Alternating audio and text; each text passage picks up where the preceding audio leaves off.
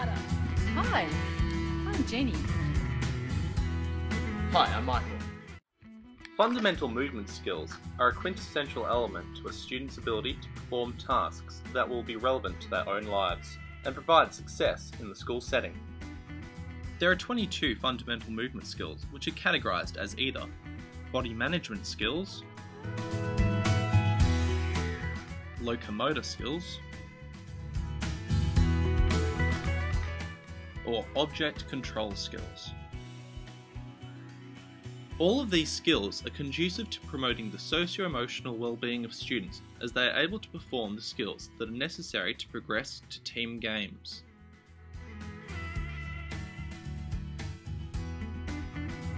Kicking is classified as an object control skill. Young children learn through play and they love to run and kick balls. Kicking involves imparting force to an object with the foot. It is used in many ball games such as soccer, football and rugby. The aforementioned sports use both the kick and the punt, so it's important to clarify the difference to students. Kicking occurs from the ground, whereas a punt is held in the individual's hands.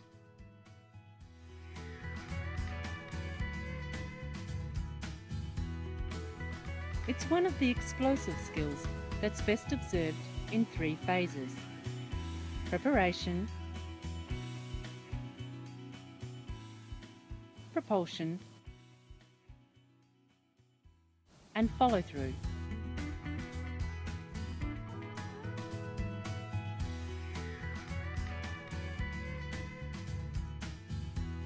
As he runs forward, Michael focuses on the ball. Focusing. The support leg steps forward to plant the toes beside the ball. Plant the foot beside the ball. As the thigh of the kicking leg swings back, bending the knee to 90 degrees. 90 degrees. Coming through the leg. Swinging back. Notice his knee is positioned well behind the support leg at the back of the swing. To balance the trunk, the arm opposite the kicking leg swings forward. Arm swinging forward. And during propulsion, the thigh of the kicking leg swings forcefully forward and the knee begins to straighten. Straightening knee. From 90 degrees, I'm straightening my knee. Contact with the ball is with the top of the foot, a shoelace kick. Hitting with the shoelace. With a backward lean to loft the ball. Backwards. His arms swing in opposition to the leg action. Arm swings opposite as leg goes forward. After contact with the ball, the kicking foot follows through towards the target for accuracy and power. Watch the follow through. Watch the kick again. Note his eye focus, foot placed near the ball, backswing, contact and body lean, and the kick through the ball. All the actions occur in a smooth sequence. When instructing students how to kick the ball, there are some important verbal cues that you can provide to them as their teacher. These include reminding students to place their non-kicking foot behind the ball. Have a look what happens to Jitlada when she places her non-kicking foot past the ball. See, she loses a lot of her power and also a lot of her height. Another important verbal cue is eyes on the ball, as it helps students keep track of where they're going to strike it. Watch the ball! Kick with your shoelaces. Step, swing through. Step and kick. All of these cues will assist your students in performing this skill correctly.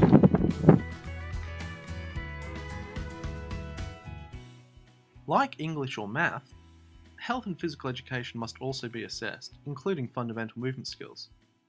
A good way to assess a fundamental movement skill is by using a fundamental movement skill observation record. This assessment checklist allows you to keep comprehensive data on a student's ability to perform the kick. You write the name of the student in the left-hand column and then observe the student performing the kick from a side view. If, at a glance, the student performs the kick with complete mastery, you would simply give them a global check by ticking the global checkbox. If the kick doesn't quite look right, give them a dot for the global check and take a closer look at their actions by breaking them into the 3 phases of preparation, propulsion, and follow-through. When assessing each phase, focus your attention on the grey boxes first, as these are the key components to performing a basic kick. The other boxes allow for fine-tuning of the skill and help demonstrate the perfect kick. This process can be completed quickly when you see each component achieved. Move your attention from the legs to the head and trunk, and finally to the arms, in order to ensure no element is missed. The same occurs for both the propulsion phase, where you will look to see that contact is made with the ball through a shoelace kick, and finally the follow-through phase.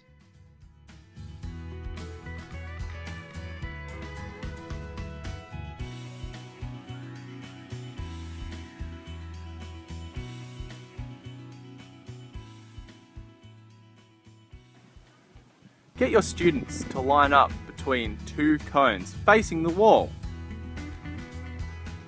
The cone should be 4 meters from the wall. Draw a line using chalk on the wall.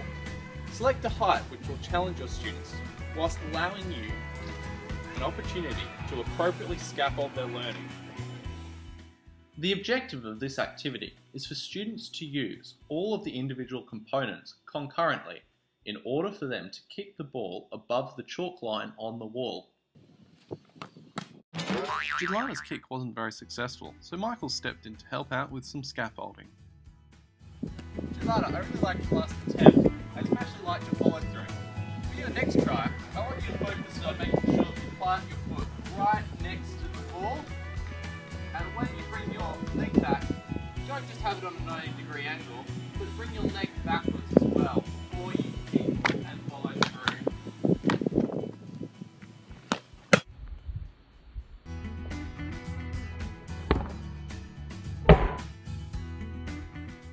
Add a cone to make it easier, or increase the distance from the wall to make it more difficult.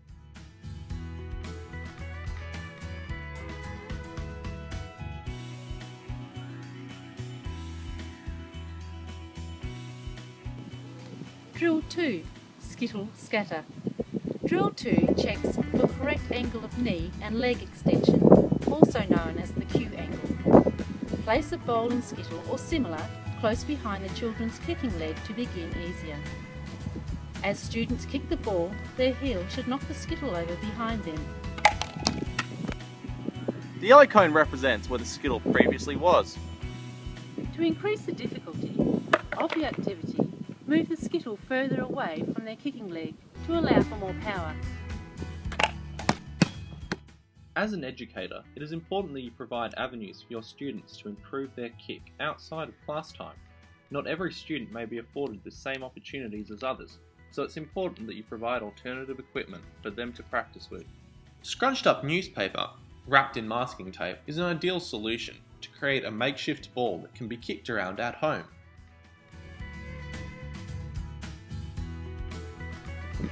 Shoelace kick. Focus on contacting the ball with the top of the foot. Using newspaper ball, find a space outside. Ask students to try kicking using their shoelace area. Use their shoes to make a goal they think they can kick between. Choose a distance they think they can kick a goal from. If it's too easy, ask them to increase the distance from the goal.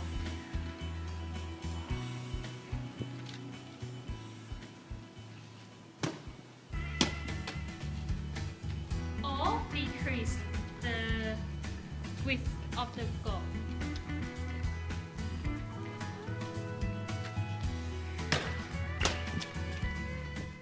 Balloons are a cheap substitute for balls, and a class set could be purchased for around $2. Alternatively, each student could be provided with a pack for practice and the item fundraised through a class initiative. The first activity, balloon keepy-ups, helps students to focus on the object and to kick with a shoelace. Ask students to tap a balloon with their shoelace area. How many taps can they do without the balloon touching the ground? Thank you for watching. From the team, we wish you and your students happy kicking.